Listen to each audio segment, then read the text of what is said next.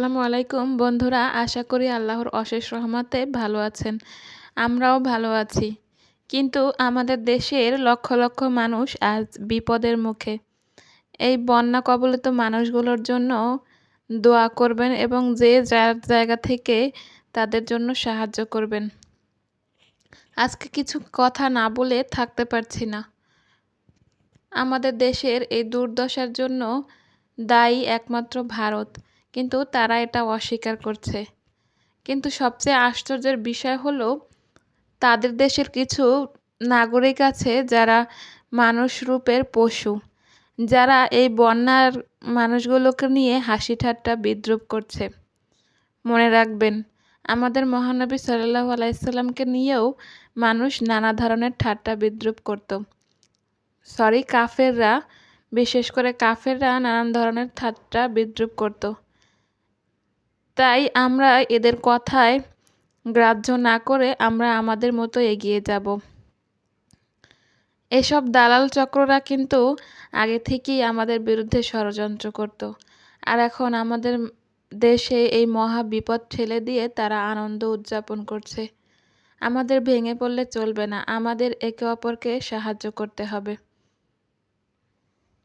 আলহামদুলিল্লাহ, আমাদের দেশের ছাত্র সমাজ দেখিয়ে দিয়েছে তারা দেশের জন্য সব কিছু করতে পারে।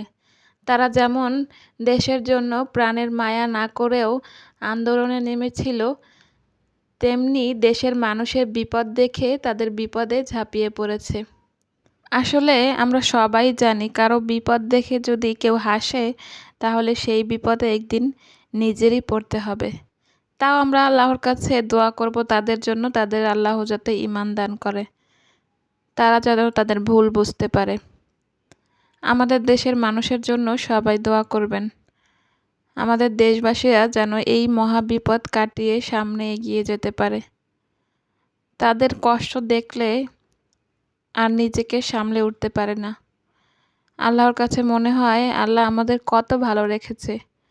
আমাদের যদি একটু কষ্ট দিয়েও তাদের সেই সুখটা দেয়, তাহলে আল্লাহর কাছে আমরা আরও খুশি হব। আসলে মনের আবেগগুলো ধরে রাখতে পারছি না।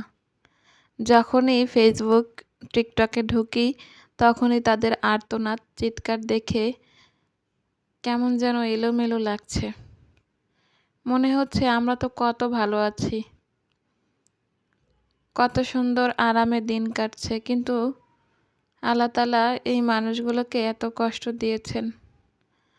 যাক, যে কোনো উসিলায় আল্লাহ তাদেরকে মাফ করুন, এই দোয়াই করি। হয়তো এটা আমাদের দেশের জন্য একটা পরীক্ষা, আমাদের দেশের মানুষদের একত্র করার একটা পরীক্ষা হয়তো আল্লাহ আমাদের দিয়েছে।